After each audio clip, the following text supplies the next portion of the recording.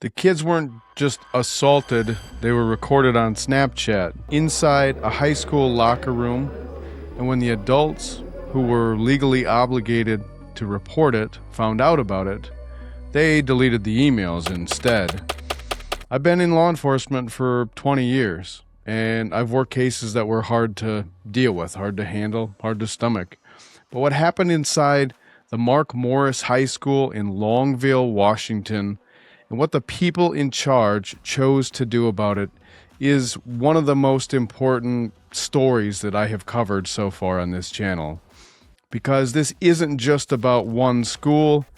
This is what happens when the adults fail, when the phones are in the room, and when the system designed to protect your kids doesn't.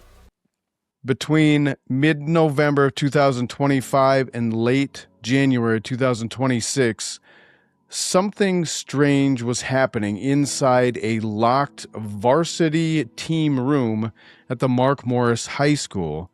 Freshmen, junior varsity, the JV players, kids, really, they were being assaulted by varsity players repeatedly. What the charging documents describe isn't hazing, it's sexual assault. Now, as a cop, I've read a lot of charging documents. This one is graphic, full of graphic details that I am not going to talk about here. What I am going to do is walk you through the timeline, the decisions made by adults, and what every parent watching this needs to understand. Victims reported some of the, quote, hazing to school staff in the last week of January, but they didn't tell the full story yet, because that's what happens when kids are scared and ashamed. They test the water, they give you a little bit and see how you respond. On February 7, 2026, the Longview Police Department started getting calls, not from the school, from mandated reporters who had seen social media messages and screenshots circulating online, Facebook conversations, evidence sitting right there in people's feeds. By February 9th, a 14-year-old freshman and his parents sat down with a school resource officer, and that boy told investigators everything. Everything.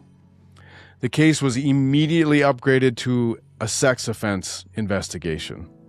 Now, here's where the case stops being just a crime story and becomes something every parent in America needs to pay attention to. Superintendent Karen Cloninger, the top educator in the Longview School District, a mandated reporter under Washington law, meaning she is legally required to report suspected child sex abuse to authorities. Not internally investigate it, report it. What investigators found tells a different story. Phone call records show Cloninger was aware of the allegations as early as January 29th and 30th, more than a week before the police ever got involved. A 7-page written summary of events was found in her office during a search warrant on February 12th. And then there were the deleted emails. Forensic analysis of her devices found deleted communications referencing the allegations. Suspicious gaps in the communication logs and an exchange captured on her phone where she admitted to deleting an email about the Mark Morris situation.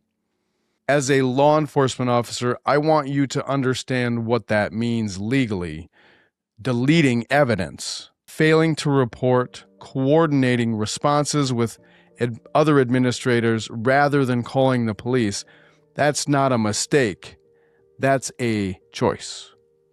But here's the part of the story I haven't seen a single news channel talk about, and it's the part that should concern you as a parent. When investigators executed Snapchat warrants in the weeks following the arrests, they found videos recorded inside that locked room. The assaults were happening and someone had their phone out. Think about what that means for a second. We talk on this channel all the time about phones in schools, phones in locker rooms, unsupervised access, kids recording each other, adults who assume that because something happened behind closed doors, it stays there. It doesn't stay there anymore. It goes on Snapchat. It gets screenshotted. It gets shared on Facebook. And sometimes, like in this case, it's how the police find out before the school even picks up the phone. The phones didn't create the abuse, but they created a permanent record of it. They created digital evidence that investigators could subpoena, and they spread the word to mandated reporters before the school had a chance to manage the narrative. I say that not to celebrate it, but to make a point. If phones can document crimes like this, they can also document what your child is going through right now. And the question is, are you having that conversation with them? If you haven't subscribed yet, I request that you do. My videos cover topics that I think are important, coming from the perspective of a father and a member of law enforcement with 20 years of experience. So what do you actually do with all of this? Here's what I want you to take away. 1, talk to your kids about what happens in locker rooms, on buses, at away games, anywhere there's no adult supervision and there are phones. Not a lecture, a real conversation. Like, if something ever happened that made you uncomfortable, would you tell me?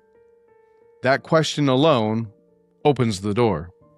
2, know your school's mandatory reporting obligations. Every staff member, teachers, coaches, counselors, principals is legally required to report suspected child abuse. Not investigate it, report it. If your school's response to a complaint is internal review instead of calling the police, that's a problem. 3, understand Snapchat disappears. Until it doesn't. Police can subpoena Snapchat. Screenshots get taken. Nothing your child sends is truly gone. Make sure they know that too. 2 juvenile suspects were arrested February 19th. Superintendent Karen Cloninger was arrested and charged with obstructing the investigation, tampering with a witness, and failing as a mandatory reporter. The investigation is ongoing.